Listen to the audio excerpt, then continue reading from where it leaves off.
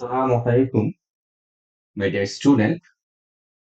আজকে তোমাদের সাথে একটি গুরুত্বপূর্ণ পোয়েম নিয়ে আলোচনা করব, যেটা মোস্ট প্রবাবলি তোমাদের অর্ধবার্ষিকীতে আছে। ইউনিট 1 লেসন 3, ও মি ও লাইফ, লিখেছেন ওয়ার্ল্ড হোয়াইটম্যান। খুবই গুরুত্বপূর্ণ একটি পোয়েম, আমাদের জীবনের সাথে খুবই কানেক্টেড। হ্যাঁ, যাই হোক, let's get start. O me O life, হে আমি, হে আমার জীবন, of the questions of this recurring, এখানে রিকারিং অর্থ হচ্ছে বারবার। হ্যাঁ, কবি জিজ্ঞাসা করছে বারবার, হে আমি, হে আমার জীবন। সে এই কথাটাকে অনেকটা ডিপ্রেসড হইতে বলতেছে, বারবার জিজ্ঞেস করতেছে। হ্যাঁ, কবি বলতেছে, of the endless trains of the faithless, of cities filled with the foolish, endless, যার কোনো শেষ নেই, ট্রেন অফ দ্য ফেথলেস, ফেথলেস অর্থ বিশ্বাসহীনতা। এখানে কবি বোঝাতে চাচ্ছেন যে এমন একটি ট্রেন, ট্রেন বলতে বোঝাচ্ছে যে সারিবদ্ধ একটি ট্রেন, যেই ট্রেনের কি নেই, কোনো শেষ নেই। কিসের শেষ নেই? বিশ্বাসহীনতার মানুষের কোনো শেষ নেই। এর মানে বোঝাচ্ছে যে বিশ্বাসহীনতা মানুষদের ভরে গেছে, মানে এরা এতই বিশ্বাসহীনতা মানুষ যার কোনো শেষ নেই। Of সিটিজ filled with the foolish, এই শহরটি ভরে গেছে বোকা মানুষ দিয়ে।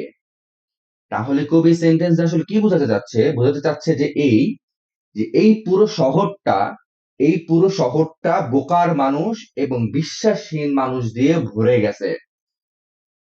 Of myself forever reproaching myself, সে রিপ্রোচিং অর্থ তিরস্কার করা। এখন তিরস্কার অর্থ কি? ওয়ান কাইন্ড অফ বলতে গেলে কবি নিজেকে নিজে গালি দিচ্ছে।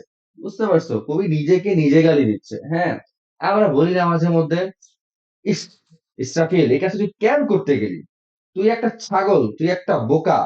দেখো, মাঝে মধ্যে কিন্তু আমরা বিরক্ত হয়ে নিজেকে নিজেই গালি দিই। হ্যাঁ, এইটাকে বলে রিপ্রোচিং।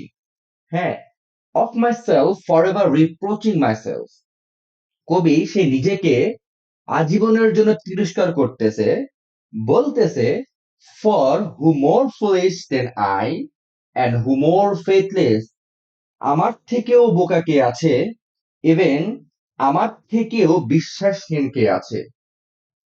হ্যাঁ, মানে সে অনেক বেশি ডিপ্রেস।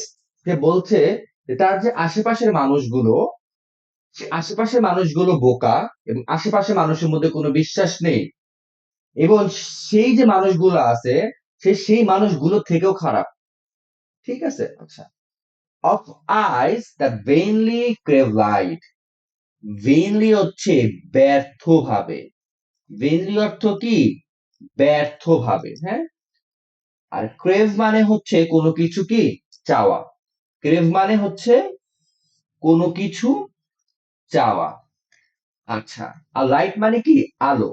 এটা হচ্ছে, এই আলো বলতে হেদায়েতের কথা বলতেছে।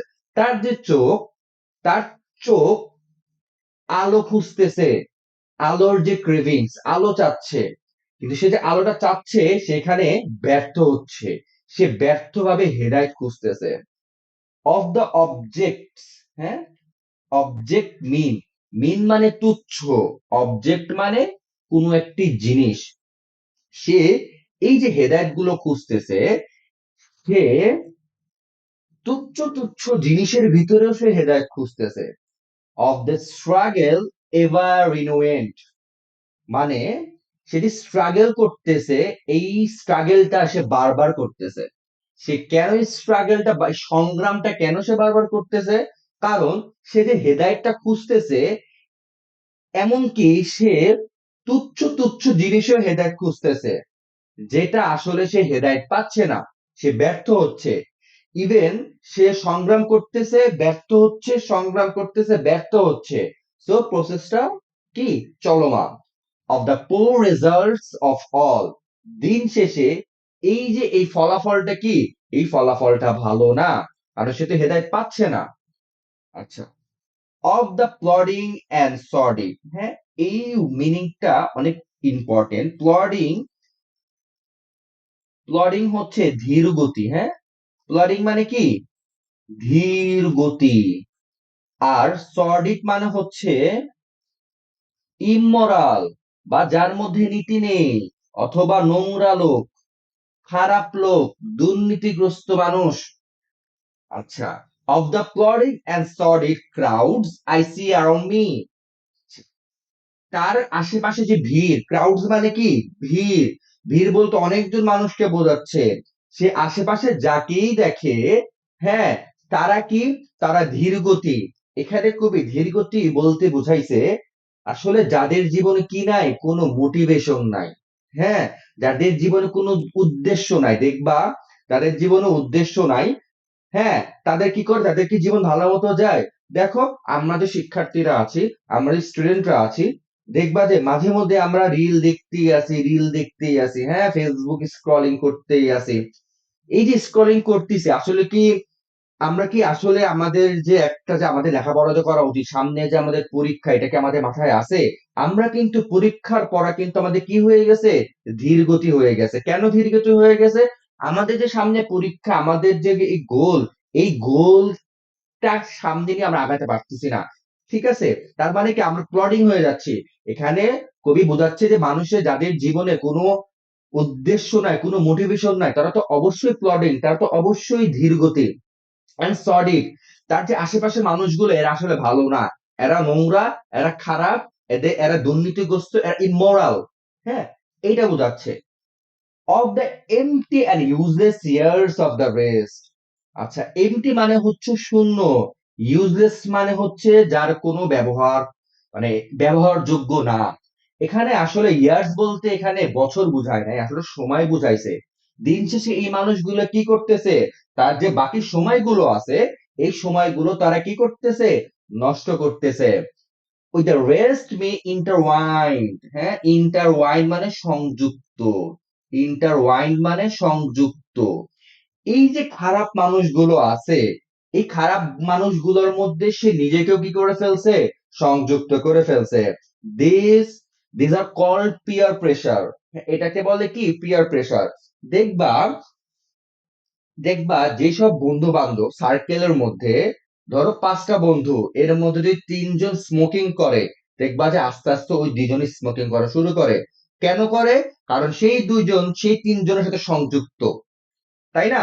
এর জন্য সে এই মানুষগুলোর সাথে জড়িয়ে গেছে। তো কবি এটা বুঝাচ্ছে যে আমার আশেপাশের মানুষগুলো এত খারাপ, হ্যাঁ, প্লডিং, সর্ডিড, ফুলিশ, ফেথলেস, হ্যাঁ, সে এই মানুষগুলোর সাথেও কি করে ফেলছে, নিজেকে সংযুক্ত করে ফেলছে।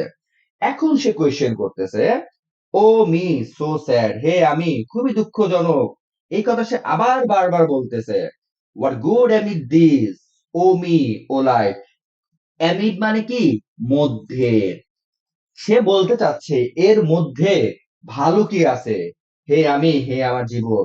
মানে কবি এতই হতাশাগ্রস্ত হয়ে গেছে যে সে বলতেছে যে এই যে আশেপাশে মানুষগুলো খারাপ, এদের ভালো না, এদের জীবনে কোনো উদ্দেশ্য নাই, নোংরা, হ্যাঁ, এরা জীবনকে নষ্ট করতেছে, সময় নষ্ট করতেছে, এদের সাথে থাকতে থাকতে আমি নিজেকেও জড়ায় ফেলাইছি। তাহলে দিন শেষে এর মধ্যে ভালো কি আছে, হায় রে জীবন, হায় রে আমি। হ্যাঁ, সে কিন্তু ডিপ্রেশনে বলতেছে এই কথাটা। আচ্ছা, এরপরে দেখো, এই যে এখন যে কথাগুলা বলবো, this are the powerful lines of this poem, right? তো সে অ্যান্সার এভাবে করতেছে, আর অ্যান্সারটা হচ্ছে এরকম, মানে সে তো কোশ্চেন করতেছে আসলে জীবনের উদ্দেশ্য কি, জীবনের ভালো কি আছে, সেই কোশ্চেন করতেছে, আবার সেই উত্তর দিতেছে। সে কি উত্তর দিচ্ছে? দ্যাট ইউ আর হেয়ার, হ্যাঁ, যে তুমি এখানে আছো, your that life exist an identity, তোমার জীবন কি, তোমার জীবন আছে, এক্সিস্ট করতেছে, বিদ্যমান, তোমার জীবন আছে। ইভেন এমনকি তোমার কি একটা আছে, তোমার একটা পরিচয় আছে, হ্যাঁ। The powerful place goes on, শক্তিশালী কথাটা কি, শক্তিশালী কথাটা হচ্ছে প্লে, মানে এখানে নাটক বোঝানো হয়েছে। সত্যিকারের নাটকটা হচ্ছে কি, you may contribute a verse, verse হচ্ছে কবিতার লাইন, হ্যাঁ, শক্তিশালী কথা কি বা শক্তিশালী এই নাটকটা কি, যে তুমি একটি কবিতার লাইনে কি করতে পারবা, অবদান করতে পারবা। তার মানে এখানে আসলে এটা তো শাব্দিক অর্থ, কিন্তু অ্যাকচুয়াল অর্থ কি দাঁড়াইছে, এটা এইটা বুঝাইছে যে তোমার জীবন তো আছে, তুমি তো বেঁচে আছো, তোমার তো একটা পরিচয় আছে। তুমি যদি চাও তাহলে তুমি এই মানব জাতিতে কি রাখতে পারবা, অবদান রাখতে পারবা। হ্যাঁ, যে তুমি কিছু হলেও কি করতে পারবা, ভালো কিছু করতে পারবা।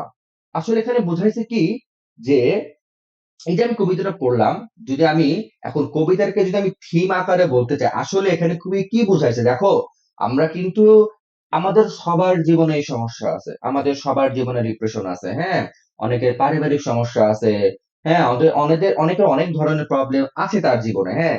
মানুষ যখন ডিপ্রেশনে ভোগে তখন সে আসলে, তখন সে তার এক্সিস্টেন্স নিয়ে চিন্তা করে, যে আমার এই জীবন রেখে কি লাভ।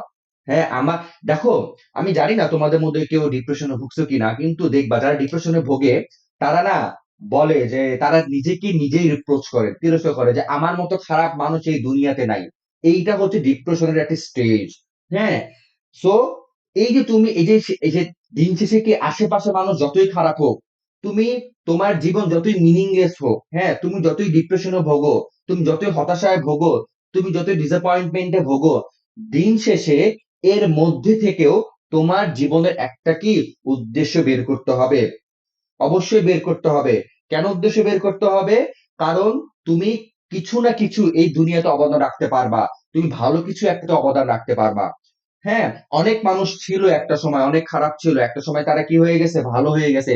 শুধু ভালোই হয় নাই, তারা মানুষের জীবনে অনেক ভালো ভালো অবদান রাখছে, তারা অনেক ভালো ভালো কাজ করছে।